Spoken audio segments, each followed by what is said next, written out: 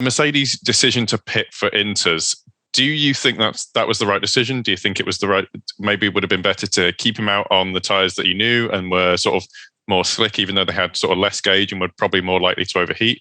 Or, I mean, I was thinking about maybe an outside chance of a soft stop, because it did look like it was drying up considerably for Hamilton, and he was looking at a third place. Yeah, look, I think at that point in the race, they were beyond a pit stop, because the way those intermediate tyres work around this track were that after a couple of laps, they would drop off. Then you would have this phase where you completely slow down. And then once they start bolting is when you get that pace back. And unfortunately, Hamilton did not have the time at the end of the race to go through that and to be able to get those tyres to where they were in the opening stint.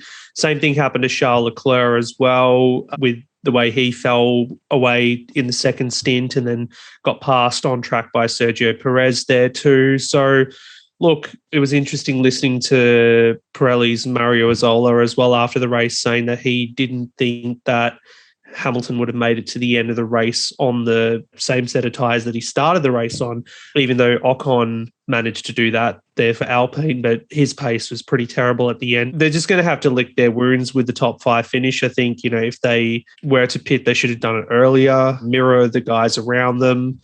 But, it was one of those 50-50 decisions where, last time out in Russia, they looked like heroes and champions or whatever because they pulled him in at the right time, even though he was saying, no, I don't want to come in or whatever.